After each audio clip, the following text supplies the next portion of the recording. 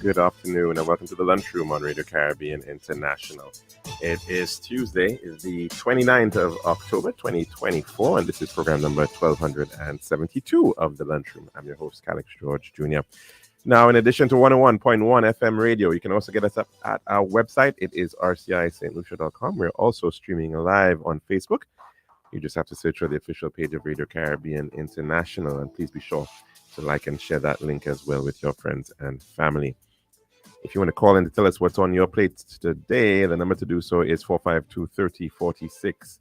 That's our mainline number here. Again, it is 452-3046. And you can always message in on WhatsApp. That number is 724-0008. Save it in your contacts and send us a message and tell us what's on your plate today, this Tuesday. Again, that number 724-0008.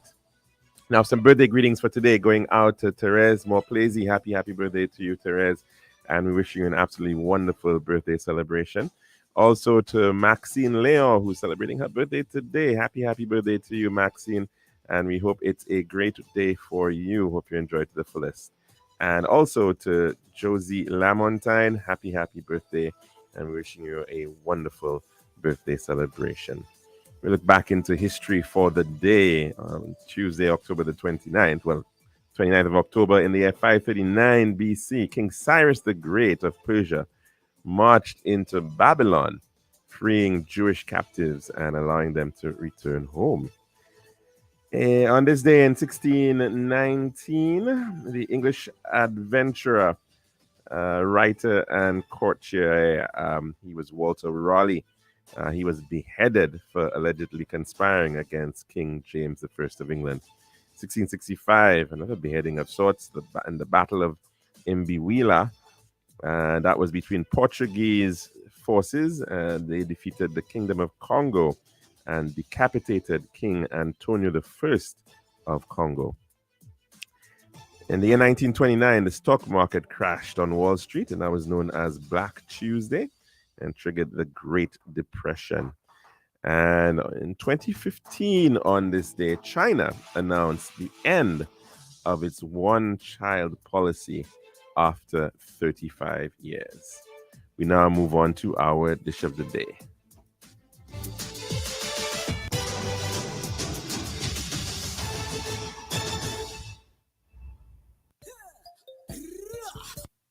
The daily dish is brought you the kind compliments of our good friends at Tiles Plus. One tiles for your home, I see. Bathroom, kitchen, pantry. Need tiles for your balcony. Come down to Tiles Plus, satisfaction guarantee. Tiles Plus, Tiles Plus, Tiles Plus. Big tiles with unbeatable cost. Customer service, A+. Need all kind of tiles. Come down to Tiles Plus. We also got gasware and vanity. Doors, you'll see. Come down to mind nobody. We got the best tiles on island. Trust me. We are located Land Street in Castries, Bosses Brazilians, and Flag Street in Beaufort. Telephone number 453-7939. Tiles Plus. Serving now, the Daily Dish. And welcome back to our program today. And we do hope that everybody's having a good one.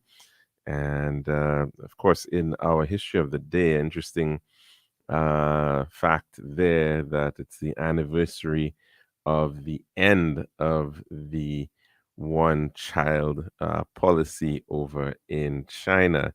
And I think we quite often looked back on that period of time when there was a significant fear around the world that populations were out of control, and that it effectively meant that the resources of the world would have been stretched too thin, that there would have been great implications for economic and social well-being in many countries.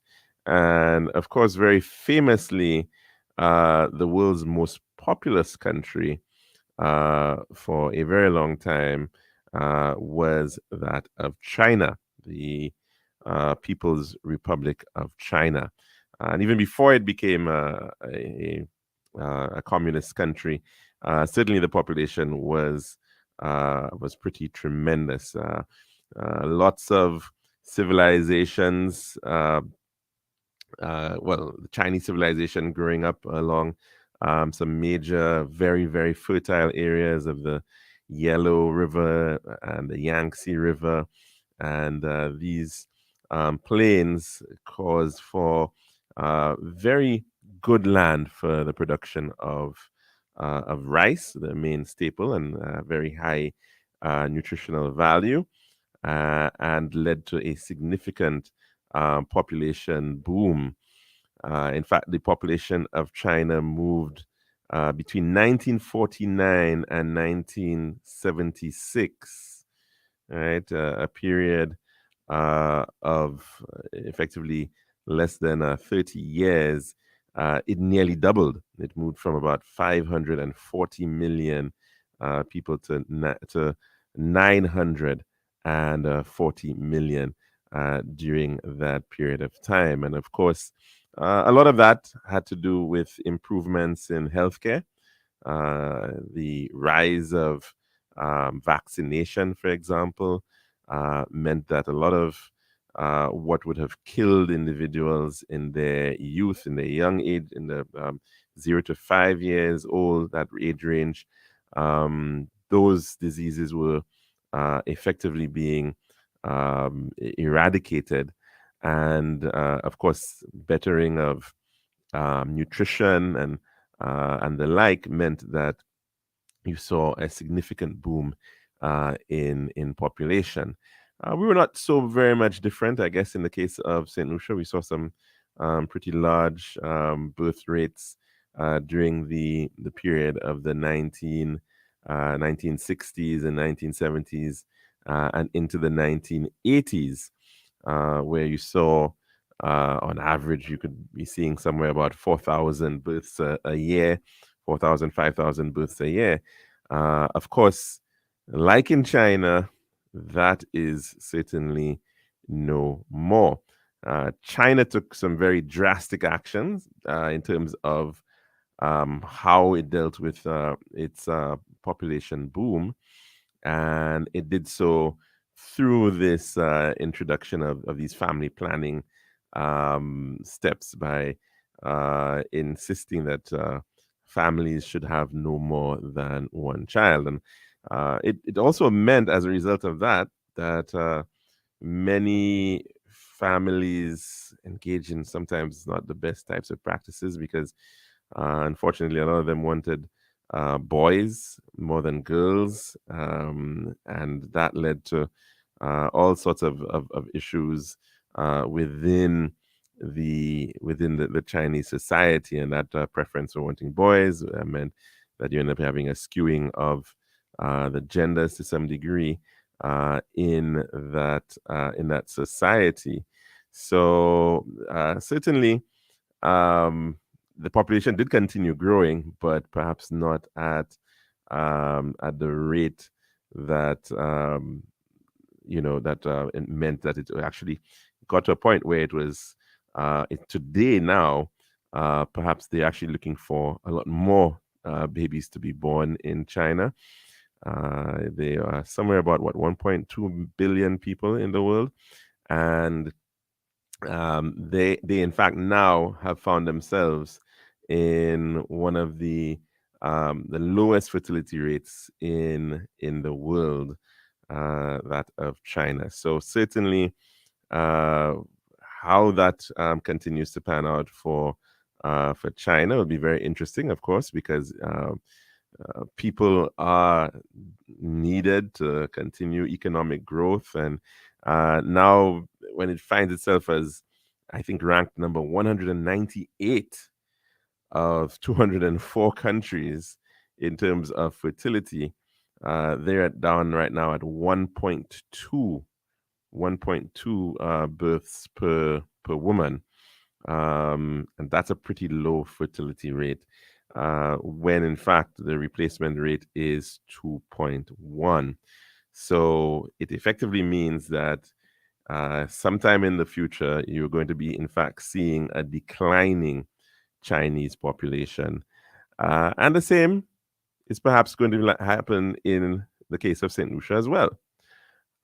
we, in fact, are not too far behind China. In fact, according to the most recent data, our fertility rate is somewhere about 1.4. And that actually ranks us as 186th lowest in the world. So we're pretty much way, way down there in terms of our fertility rates. It's comparable to that of countries like Japan, with fertility rate of 1.3, and many other European countries quite similarly. Uh, really and truly, where we are seeing pretty significant growth in the population. Largely, we're seeing that in Africa, and African countries are where you're seeing the highest fertility rates currently, and the highest growth rates in terms of their population, and the projections are pretty staggering as well. Nigeria, for instance, has a fertility rate of 5, right? So the expectation that each woman would, on average, have 5 children in the case of Nigeria. That's still a pretty astounding figure right there, and there are in fact many African countries um, even greater than that.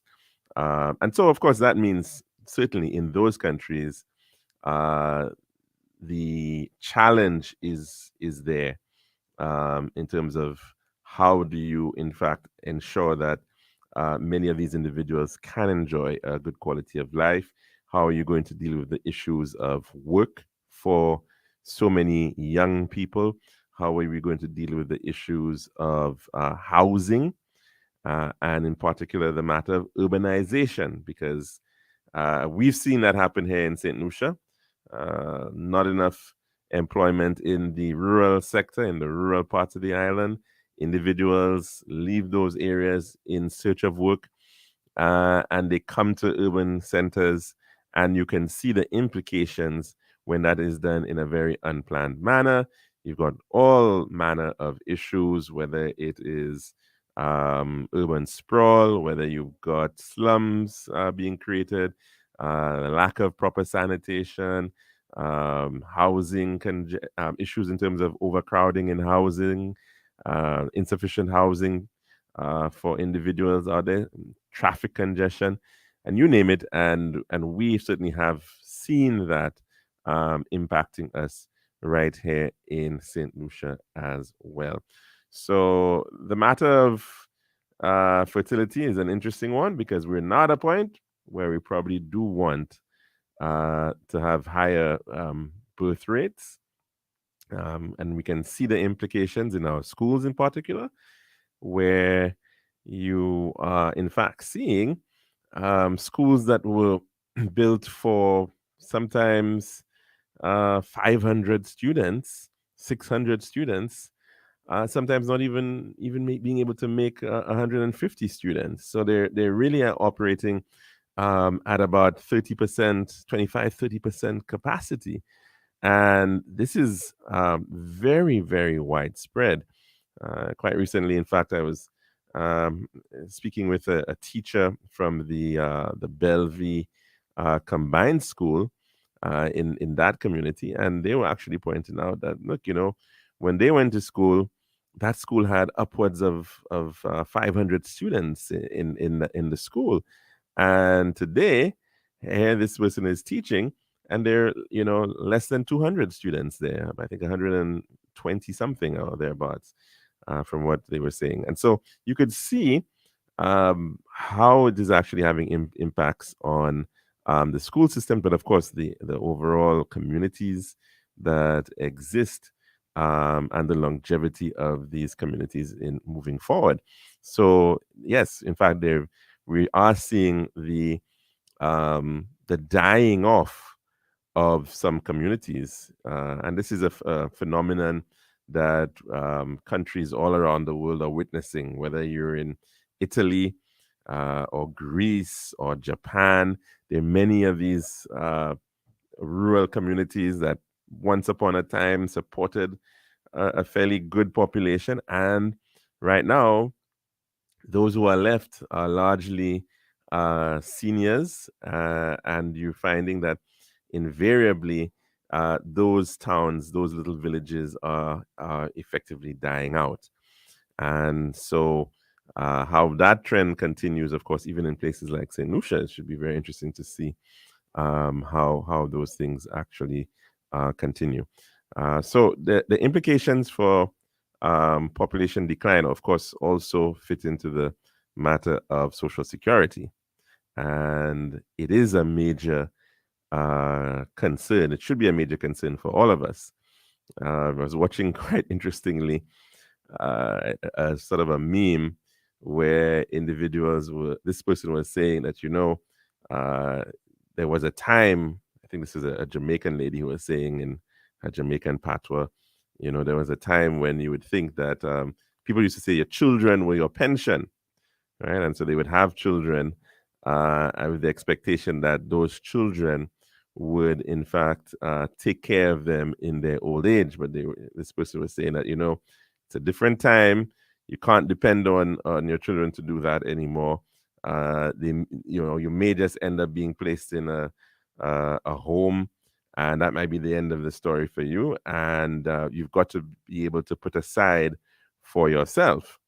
And the entire matter of pensions is very, very much central to this idea that there will be people out there, your children and people of that generation will, in fact, be able to support and sustain the pension system by making contributions. But what happens when that pyramid becomes inverted, right? What happens when there are more people on the top being supported by a narrower base, and that's the real risk that many pension schemes face, and major issues in that regard have meant, and of course, the reality that people are living far longer lives, life expectancy in some countries going into the 80s, and it therefore means that people are living longer.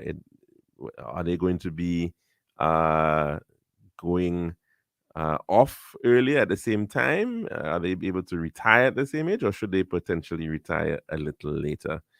And of course, that is a matter that has been battled in places like France with issues of pension reform and what age should one in fact be eligible for retirement, and should in fact one be guaranteed a pension for sometimes 20, 30, 40 years. And if you in fact take, let's say, retirement by 55 or 60. So a lot of countries are in fact shifting that pension age. It's happened right here in St. Lucia.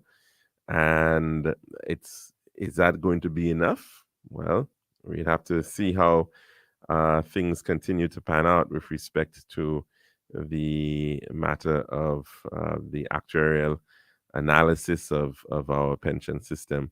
But I do recall that,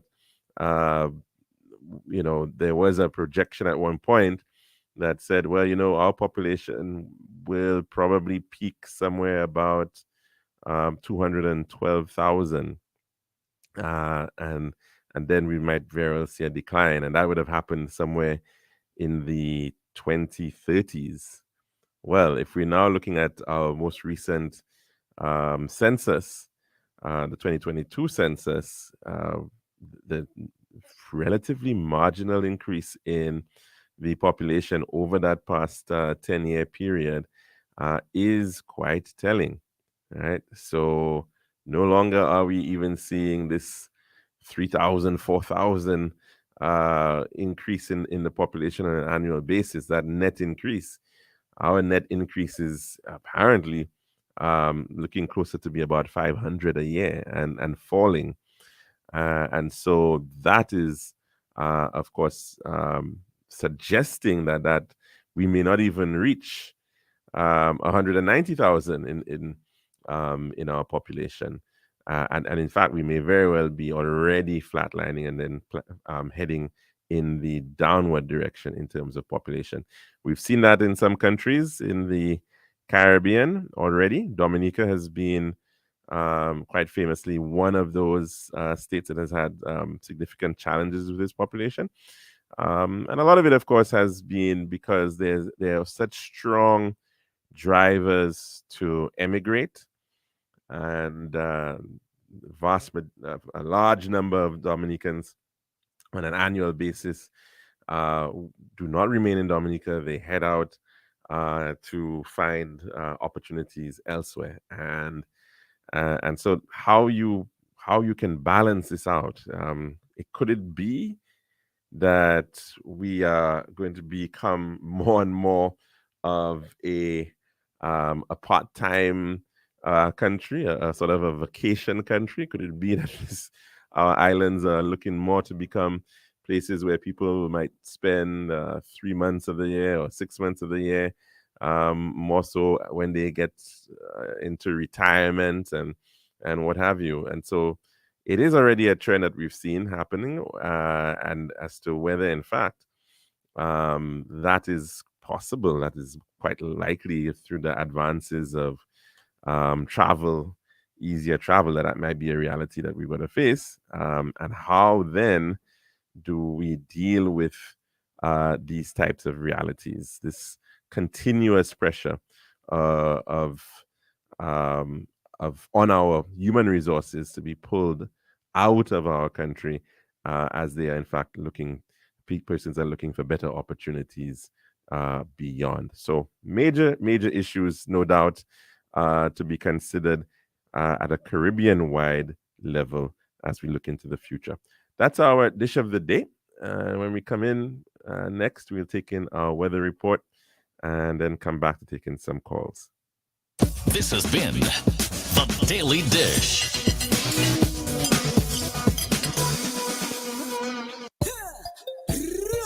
One tiles for your home, I see. Bathroom, kitchen, pantry. Need tiles for your balcony. Come down to Tiles Plus, satisfaction guarantee. Tiles Plus, Tiles Plus, Tiles Plus. Big tiles with unbeatable cost. Customer service, A+. There's all kind of tiles. Come down to Tiles Plus. We also got gasware and vanity. Boss, you'll see. Come down, don't mind nobody. We got the best tiles on island. Trust me. We are located Land Street in Castries, Bosses Jubilee Lake, and Flag Street in Beaufort.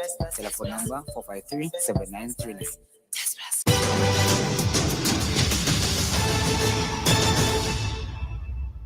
Island style, yeah. We got the time to make you go. We got the time to make you say, yeah. We'll help you make the right choice. Island style.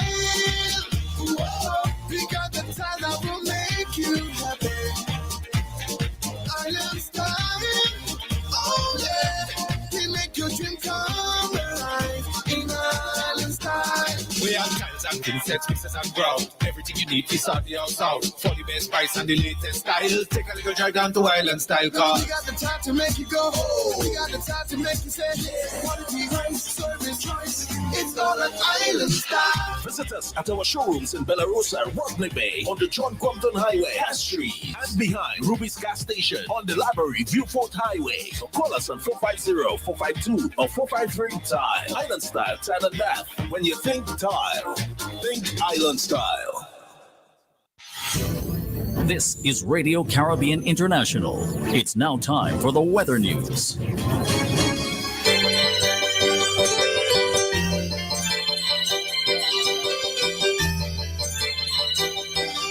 And that's all, of course, to the 1.1. It's now time for your weather report as of 12 noon today, presented by Island Style, Tile and Bath. The forecast for St. Lucia Valley for the next 24 hours. Winds will be blowing from between the east and east-southeast, near 13 miles per hour or 20 kilometers per hour. The weather partly cloudy to cloudy skies with a few showers, which may be heavy in some locations and a chance of isolated thunderstorms. The forecast for the Los Angeles, partly cloudy to cloudy skies with scattered showers and a chance of isolated thunderstorms. And the tropical weather outlook, a tropical wave is expected to cause occasional cloudiness with a few showers and a chance of isolated thunderstorms, mainly over the southern half of the region during the forecast period. Another tropical wave located over the central tropical Atlantic is moving westward near 15 miles per hour or 24 kilometers per hour. And this was your weather report as of 12 noon today, presented by Island Style, Tile and Bath. This has been RCI's Weather News. For more information, call the Weather Hotline at 454-3452. RCI 101 number 1. Island style, yeah. We got the time to make you go. We got the time to make you say, yeah. We'll have to make the right choice. Island style. Whoa. We got the time that will make you happy. Island style. Oh yeah. We make your dream come alive. In Island style. We have tiles and princess, pieces and ground. Everything you need is on the outside. For the best price and the latest style. Take a little drive down to Island Style car. We got the time to make you go. We got the time to make you say, yeah. Quality, price, service, choice. It's all an Island Style. Visit us at our showrooms in Belarus and Rodney Bay on the John Compton Highway, Cass Street, and behind Ruby's gas station on the Library Viewfort Highway. So call us on 450-452 or 453-TILE. Island Style, Tile and Bath. When you think tile, think Island Style.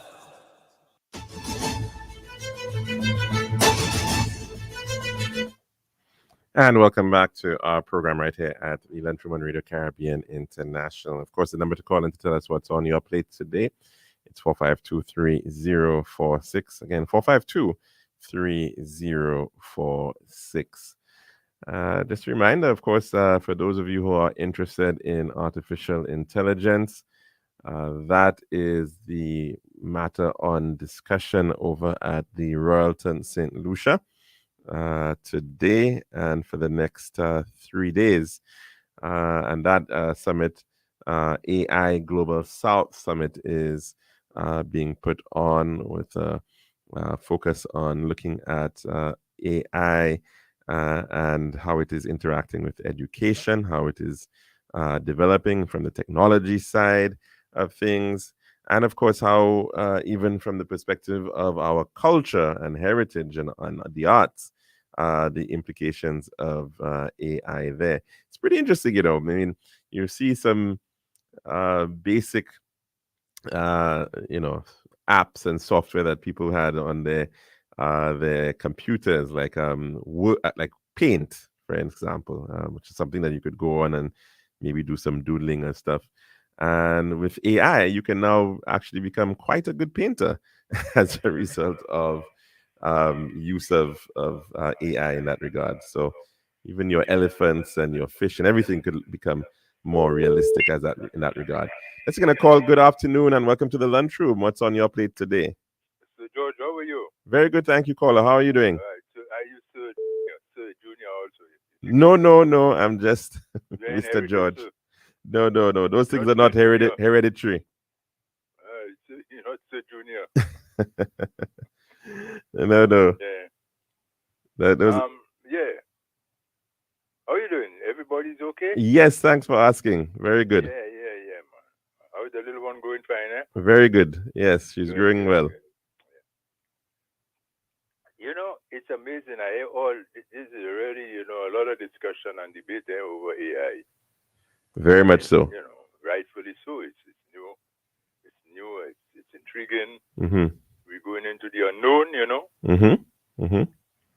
But, what I find strange, Alex, for years we've been told about our IQ, IQ, Human intelligence. Intelligence quotient, yes. Yeah. And we never mounted any kind of,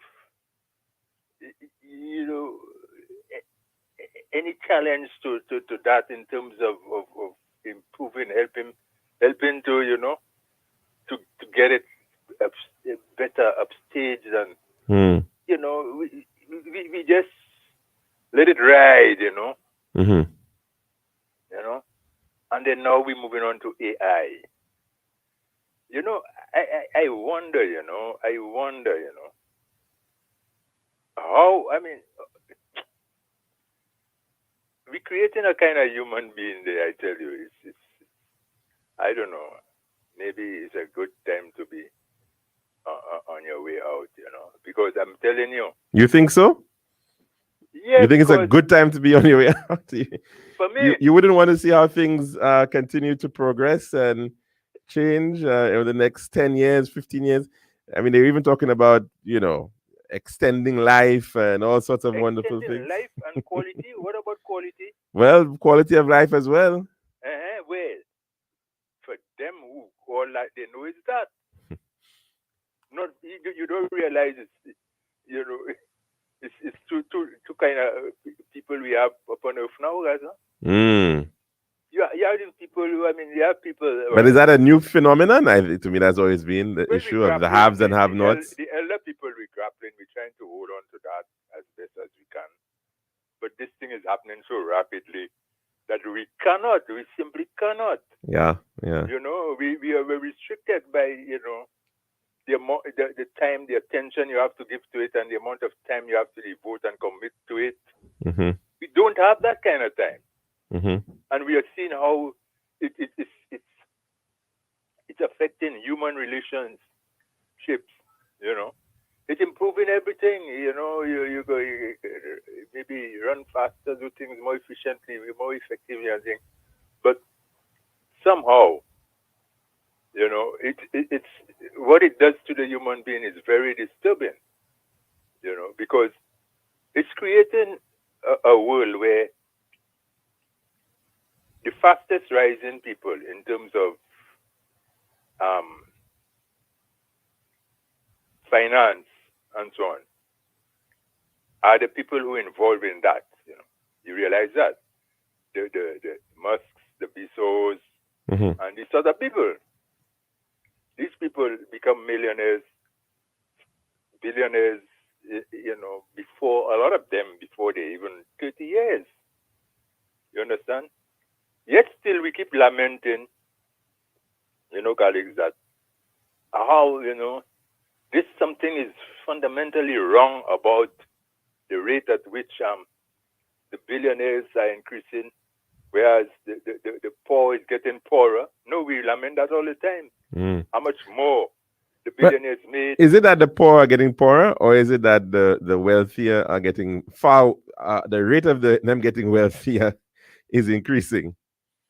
Well, it's much the same thing. No. To say that the poor are getting poorer is that may not be the case. The poor may be getting better off. There may be people whose standard of living is improving, right? They might be in fact even making more money, but it in fact because of maybe the pressures now of call 100 years ago. Nobody wanted a phone. Nobody knew about having a phone at their home. You know what I'm saying? I mean, that wasn't the thing. 20 years ago, 30 years ago, the idea you had to have a mobile phone, you had to have a computer, even things that we take for granted now. I mean, my brother, yeah, I don't know what world you yourself living in. That's your world. The same world that you living in? No. Because I'm hearing from the mouth of the people in, say, for example, America, that I will tell you. Mm-hmm. The parents came over to America. They held a little job in a retail store, mm-hmm. Working the butt out for how many years, and were able to live fairly comfortably and educate the children. But that's my point, caller. The standards have changed. No. The goalpost has moved. Fast forward. People's salaries have increased. The middle class cannot even afford. Mm-hmm. But they cannot afford. Why do you think they're saying that? It's not me that's saying that. I agree with you. They're saying that they can no longer afford the homes that the parents used to afford before, right? That's one of the arguments. But then the other thing that we're not saying too is that the average size of the homes have increased, right? The things that you have to put into these homes now have increased. Rich people seeing it will always see it different, No, it's not about rich people, caller. I'm just saying that in other words, the expectation of the average person has increased. The things we actually want today compared to, say, 50 years ago or even 100 years ago, my brother, it's much more. Look at China. China is able to alleviate, raise the poor, a lot of poor people into to a certain level. Right. But then again, the governance of China, you have the government controlling, business, so to speak. Government is in charge. So things have to run according to government policy. No, but caller, my point is, I mean, it's just about the statement that you made. The poor are getting poorer, and not me that saying that, not me that saying that.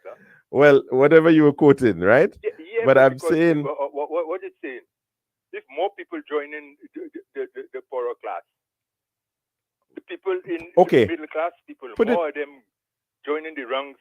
Put it this way, caller. Of the thing than elevating themselves to upper middle class, No, but my point is, put it this way. So, from one perspective, I understand what you're saying. Regarding these statistics. I understand what you're saying, but what I'm saying is that when you compare it, at the state of wealth today, right? The poorest person today in many societies is far better off than some of the wealthiest people of yesteryear, because we take a lot of these things for granted now, right? The things that we enjoy, that we expect, right? Thanks to technology, thanks to improvements. They're better off than wealthier people. When they, in the poor estate, were able to school their children and provide for their children and situate that the next generation is better off than they were. Right, and they were able to do so, and that's what I'm saying. About now, middle class, even. But caller, today, right now, we have universal education. That's my point. Look at it from that perspective, from education. 100 years ago or 200 years ago, right?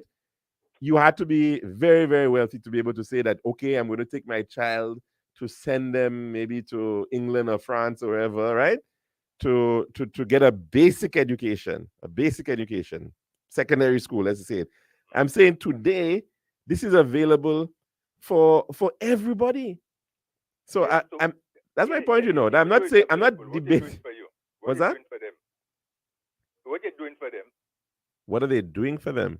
Yeah, what are you doing for them in terms of their capacity to earn wealth, to create wealth? But that's a different matter now. They could be doing quite a bit. That's what is matter. That could be doing a lot. It could be doing a lot for them, in fact. You're telling me they have more gadgets, they have more phones, they have yes. available to that. Yes. Money.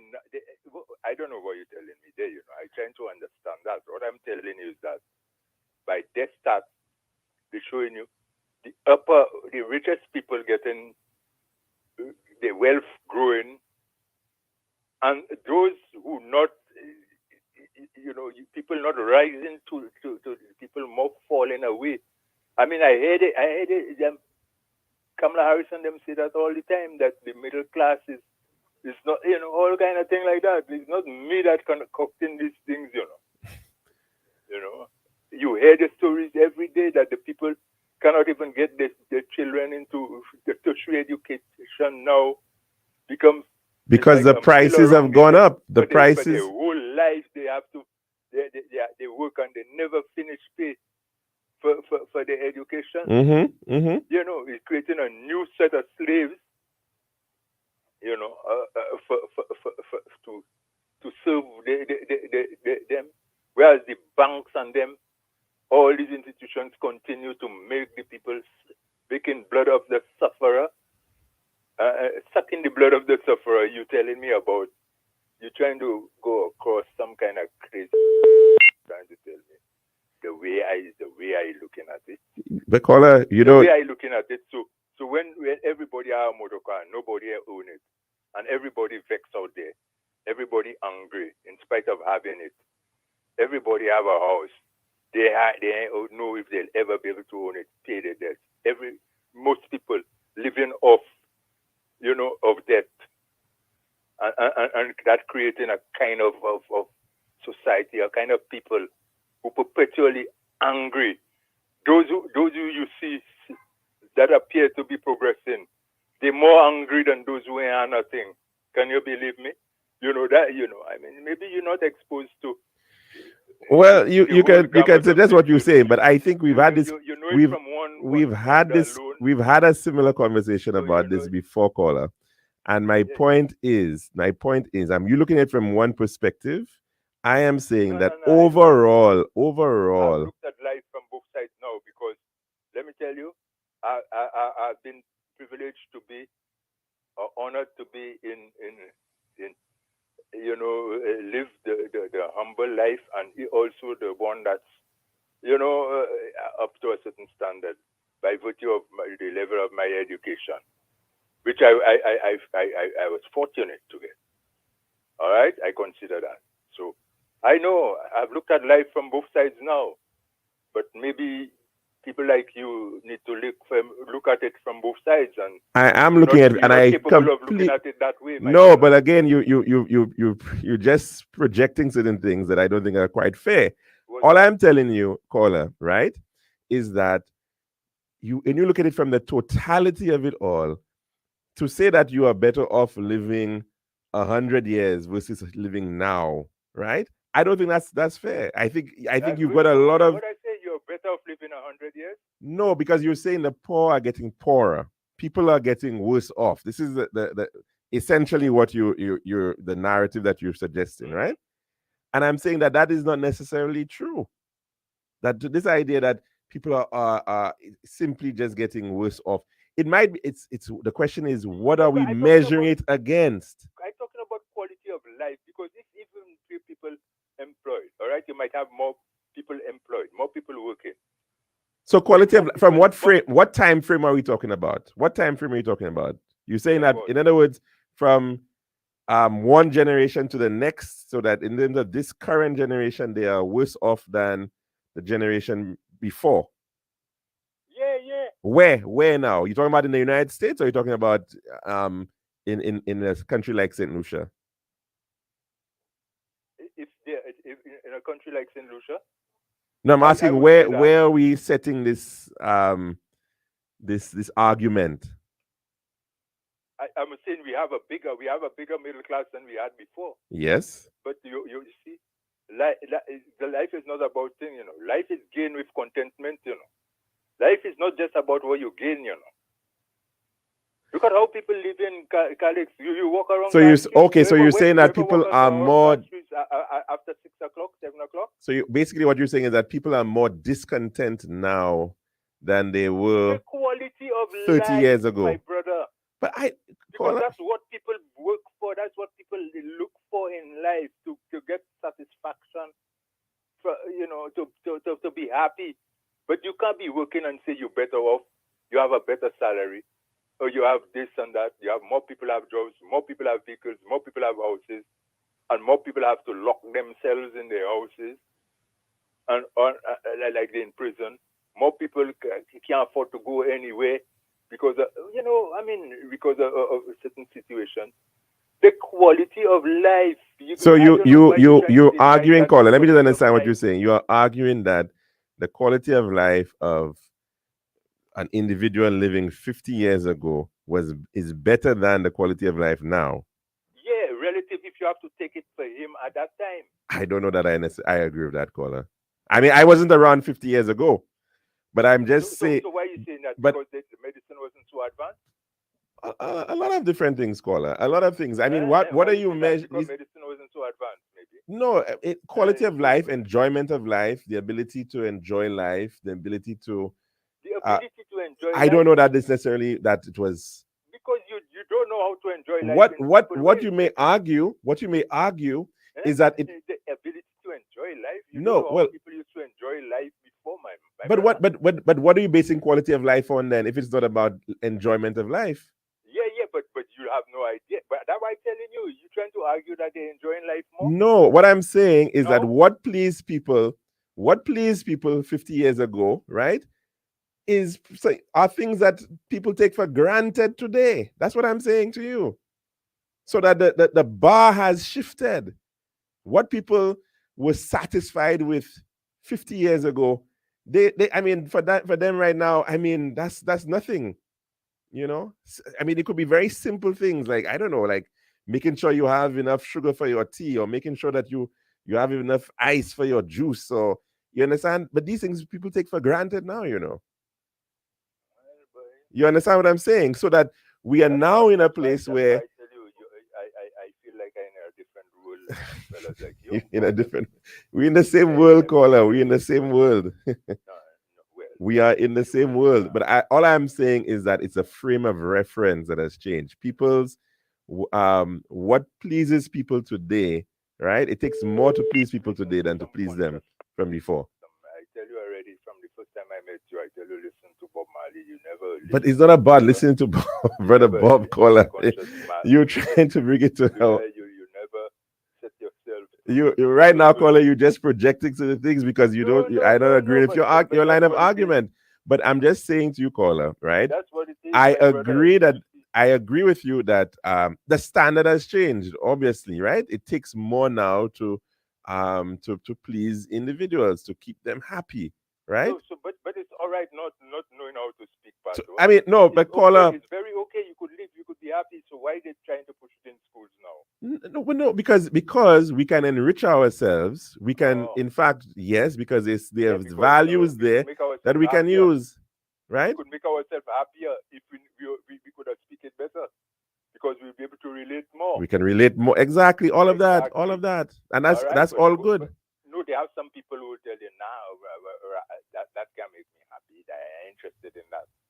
I'm interested in Maybe so, but the point is, caller, we are now exposed to a lot more. As a policy, forget it. Government should just say, well, leave that. Caller, right now, caller, my point is we are being exposed. Look, right now, you have children learning Mandarin in schools, right? There's nothing wrong with that. Exactly. There's nothing wrong with it. But that wasn't something that you realistically was happening, say, 30, 40, 50 years ago, right? To learn Mandarin, you would have had to have found yourself on a slow boat to China to learn Mandarin or something like that. I mean, I'm saying that we have, holistically speaking, right? We all as a society, as a civilization, have progressed. When you look at the everything, when you look at everything together, caller, I'm not saying that we are a perfect society, you know, caller. I'm not saying that there are not problems. Understand holistically. Toto, I don't know how would you say it? How would you say it? You don't know because you. So because I don't know that, you want to fault me for no, caller? Come on, let's be objective here. I'm telling you that all that you have to look at the thing in its totality. That's all I'm saying to you. Yeah, right? It is not just. That's what certain people do. They're trying to make you look so deep, so high, so profound, everything. But life's simple. Okay, caller. Well, we'll have to connect. We will have to agree to disagree on that one, right? We have to connect. We have to learn to connect with everybody, the good, the bad, the ugly. Agreed. We have to learn to connect, my brother. Agreed. I completely agree with you on that. Some of us, if you can't connect, you will never. But you see, the mistake that you're making is to believe that it's because I don't agree with what you're saying, I'm not connecting. That's the point. No. So right, but so you be raising that within this context. I know that. So right, but all I'm telling you is that the bar has changed. That's all, caller. That's all I say. The bar has changed. People's expectations are greater, right? There's a level you will not go. There's a level you won't dare to go, because maybe if you go to that level, there's no turning back. Well, I don't even know what she's talking about now, caller. No. Right? But the point, the caller, that's why I tell you. The point is. I apologize to ask you to listen to Bob Marley music. But why would you apologize for that? That's good advice to everybody. Sorry for telling you that, because maybe if you listen to enough of that something, you'll try to realize, boy, what I mean, where this man coming from. Let me go deeper into this, and let me check on that, and let me look at this. I never saw it in that way, and this kind of thing, you know. So live in your world, my brother. I respect you for that. Okay, I respect you a lot for that. He's a man who could come and sit down for 2 hours and talk, and 3 hours, if you get 5 hours, just talk and say endless thing. Nobody have to call. Nobody have to, you just there. You all right, you're just showing off what you know, and that you all right with that. Well, caller, that's how you That view makes you it. That's happy. not how I'm More viewing power it. to you. More power to you. But what I I'm telling welcome you, all the interaction, but all I am saying, caller, was just a simple matter that you made a statement about the poor are getting poorer. All I said was that it may not necessarily be that they are getting poorer, but that the bar now that we say is what is poor, right, is going up and up and up too. That's all. because That's all. you're looking That's the at point, you GDP. know. Maybe you're looking at GDP, and Oh, then I'm not looking at you know, GDP, caller. Anyways, for happiness something. You know, well, you look. we know that GDP is not enough You're to a scientist. measure. You're a Um, scientist, my brother. You're a GDP scientist. is not But enough I'm a to measure scientist too. development, and in fact, there was just a very good But uh I'm a scientist too. there were, But of course you are. There was a very I good can love art symposium and also, yesterday. you know. There was a very good symposium yesterday, in fact, put on by the OECS on economic development, and Dr.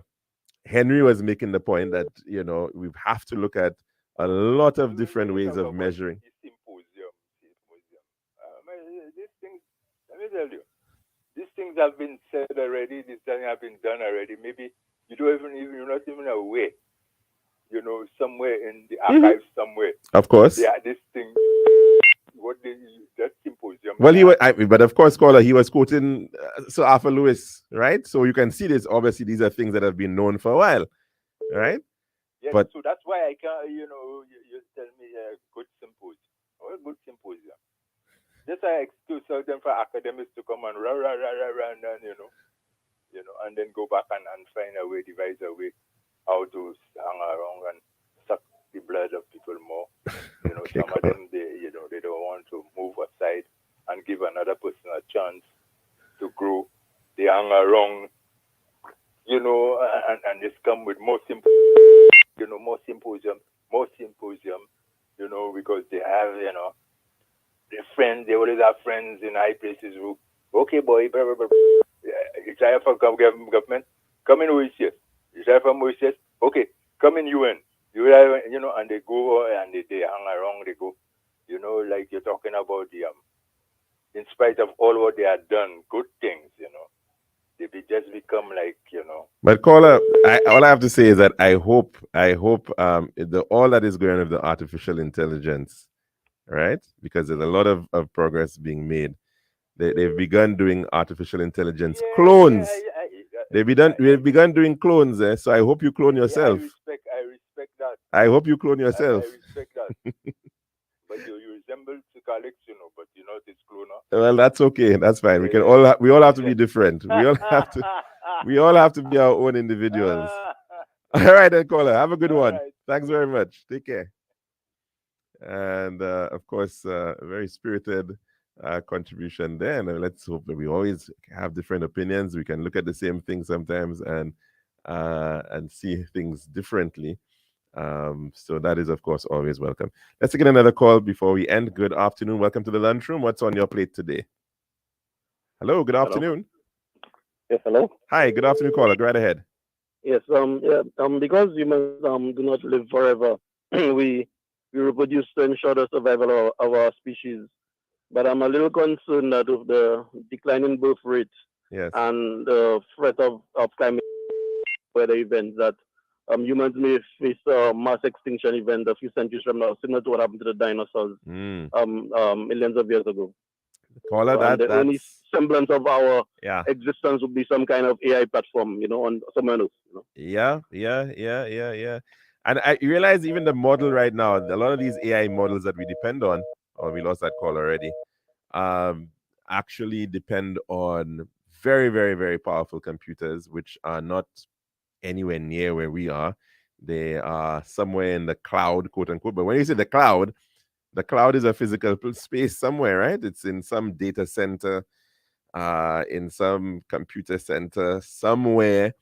It's a physical bank of computers handling the processing, and that centrality of it is something that we have to be wary of. I mean, quite often they try to place these things in areas with very reliable supplies of power and whatnot. But yeah, if we're not careful, if we're not even control of some of these types of infrastructures, then we can end up being totally dependent on the outside for even our ability to think. That's an interesting scenario that we're facing here when we speak about artificial intelligence. There are efforts at you know trying to distribute that computing power more, and so you're seeing things called neural processing units, and they're putting them now into phones and whatnot. But more and more, we're seeing a lot of this centralizing of in as much as we say it's the cloud and it's spread out and it's somewhere out there. At the end of the day, you're still finding that it's and it's going to be backed up in different places. Yes, but it's still a in many ways centralizing a lot of what we actually are doing. So we got to be thinking about that too, and not losing that diversity of thought, that diversity of knowledge.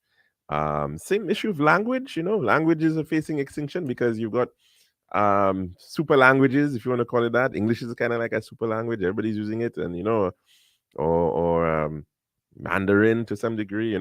So you do risk run the risk of losing a lot of diversity when you have these central systems of thought.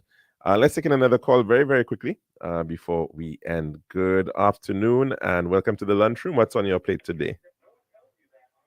Hello, good afternoon. Hello. Hi, caller. How are you doing? I'm fine, thank you. You're an engineer, of course. Yes, caller. What's up? Fine, thank you. Can you explain to me the difference between a local hospital and an international hospital? A local hospital and international hospital. I'm not even too sure that's that might be a question for a public health person.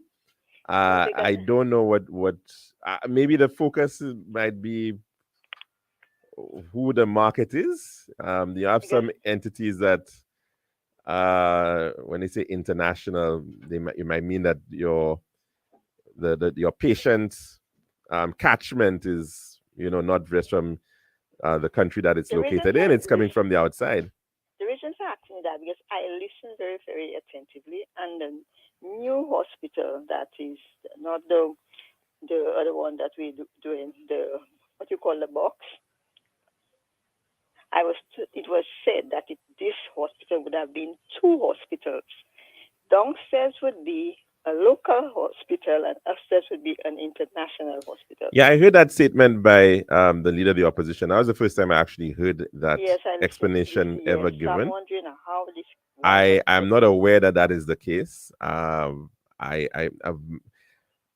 I believe that the entire facility, if you want to call it the box, the southern wing, if you prefer, was in fact meant to operate as a general hospital for St. Lucia. I don't know that it was actually supposed to have been one level for local services and one level for, I suppose when he said international services, probably things like tertiary care, things that might attract individuals who may want services, and he didn't say that the one that they were doing, like the first one they started, that they're doing now, which is supposed to be complete. He wasn't saying that one. You're saying the one they build. I know. Just what you're saying. How can it so remember, caller, like if you look at Health City Cayman, their model, I mean, the Cayman Islands is relatively small in terms of population, and so their model is to attract patients from other parts of the world, primarily like this the United States, where you have very expensive healthcare, to come in and do elective surgeries and maybe it's plastic surgery and maybe dental work. So you're providing services, health services, not to a local market, but to it's health tourism is another term that is used. Yeah. But like I said, as far as I am aware, right, until I heard this statement by the former prime minister and now leader of the opposition, that was never ever intimated before. Even at the launch of the sword turning for this new facility, the box, if you prefer, that was never stated that there was ever some sort of dichotomy where one level was going to be for local patients and another level was going to be for international patients. And that in and of itself is a very strange that's why I was listening. And arrangement. Don't we all wonder, hospital, don't we all wonder how you call this thing, the the Hall of Justice, don't we all want all of these things to come to fruition in St. Lucia? Because this is really needed. Well, I mean, we all want to see better services, whether it's in healthcare, whether it is in the judiciary, in justice systems, and whatever the case may be. I mean, you will have debates, though, no doubt, on the siting and location of things. That's a different issue. If you were pursuing that, too, because you were pursuing the Hall of Justice, which at 3 different cost price I heard, and I listened attentively. You are pursuing the hospital, but now, how can you say to pray so that these things are not able to come on stream? Oh, okay. Yeah, I listen attentively. Saying Sister Sarah is praying for the Catholic Church, praying is calling us to pray so that the hospital the hospital, the Hall of Justice, all of those things don't come. If not, we don't pray for those to come and speak. Well, I didn't hear everything that she said. I got a little snippet of it, and I think the issue that she was raising was more in relation to the siting of the building with respect to the cathedral, right? And of course, the cathedral being a historic building in the city, it's the most prominent building in the city. There were issues. But what they said is it's going to disturb. Because what's his name? A few months ago, what's his name? Claudia's brother said that it wouldn't come on stream because the church had a problem. But the church have never said anything yet. It wouldn't come to fruition. It would be a distraction to the church. It would be disturbing the church and all of those things. So they're asking for these things not to. But then doesn't all the other buildings that are around the church, so close to the church, wasn't the church there already when these things were built? Yeah, the church was. I'm not sure which building you're referring to. I mean, the former courts that we had, the High Court building, was built in the 1950s after the 48 fire, and the church was already there. The church was already there, but it I think the issue is the scale. So the scale of the building that was there in the 50s compared to what is perhaps being proposed now is different, and so I think you have to look at those things suitably to see what are the impacts that the scale of the building will have. I mean, think of it this way. When you saw the court, could you imagine these government buildings at Conway being placed into the downtown area of Castries, and of course the implications that you may have had there? So you have to be sensitive to, I suppose, the scale and the proximity of some of these buildings and how they may impact each other. To distract or disturb the church or anything like that? You don't think that it will? To me, I'd like it, but caller, you mind calling tomorrow on this one though? Because we're actually way over time already on it. So hopefully we can have that conversation tomorrow. Okay? Take care. Have a good one. And unfortunately, we're going to have to end it here because we are way over. We do hope that you can call in to give your views. Tell us what's on your plate tomorrow. I'm your host, Alex George Jr., saying goodbye.